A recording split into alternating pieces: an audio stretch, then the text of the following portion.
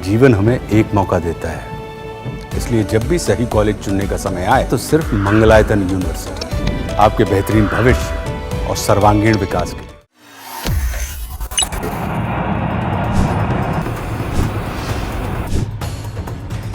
Middle east में Israel और Iran के बीच शुरू हुई जंग खत्म होने का नाम नहीं ले रही। जंग अपनी भयानक स्थिति में तब पहुंचती हुई नजर आ रही है जब इसमें अमेरिका की सीधी एंट्री हो गई है। अमेरिका ने B-2 बॉम्बर से ईरान की न्यूक्लियर साइट्स पर हमला किया, जिसके बाद मामला और भी ज्यादा बढ़ गया।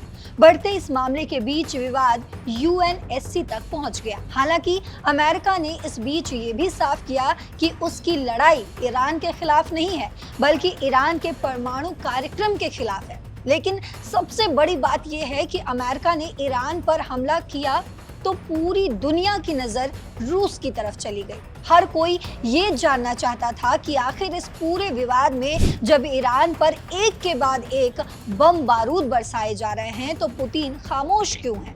पुतिन से सवाल पूछा गया कि आखिर वो ईरान की मदद क्यों नहीं कर रहे हैं, क्योंकि जिस तरीके से इंटरनेशनल डिप्लोमेसी काम कर रही है उसमें माना जा रहा था कि अमेरिका अगर इजराइल के साथ डट कर खड़ा है तो मुमकिन है कि ईरान को चीन और रूस का समर्थन हासिल हो सकता है। ऐसे में पुतिन ने अब खुद इस सवाल का जवाब दिया है। दरअसल एक Saint Petersburg international economics forum में बोलते हुए पुतिन ने कहा कि वो इस मामले में न्यूट्रल रहने की कोशिश कर रहे हैं।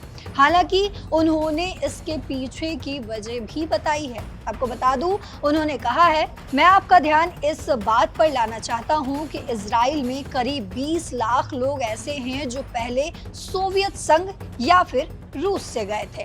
आज इजराइल लगभग रूसी भाषी देश जैसा हो गया है और बिना शक हम रूस के आज के इतिहास में हमेशा इस बात का ख्याल रखते हैं।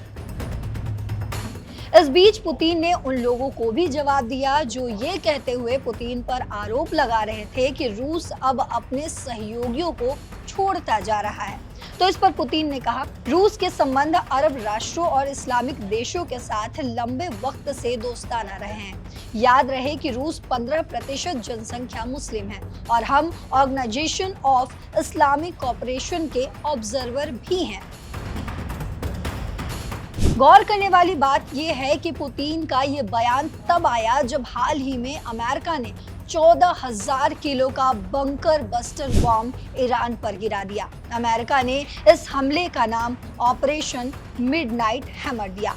उधर इस हमले के बाद ईरान ने ऐलान कर दिया है कि अब शांति वार्ता तब तक नहीं हो सकती जब तक ईरान इस हमले का बदला नहीं ले लेता। हालांकि इससे पहले रूस ने तनाव में मध्यस्थता की पेशकश भी की थी, जिसे अमेरिका ने ये कहते हुए ठुकरा दिया कि आप मेरे ऊपर ये एहसान कीजिए कि पहले आप अपने मामले में मध्यस्थता कर ले। तो ये है पूरी जानकारी, लेकिन इस पर जो कुछ भी अपडेट आएगा दैनिक जागरण आप तक पहुंचाता रहेगा। देश और दुनिया की बाकी खबरों के लिए देखते रहिए दैनिक जागरण। नमस्कार।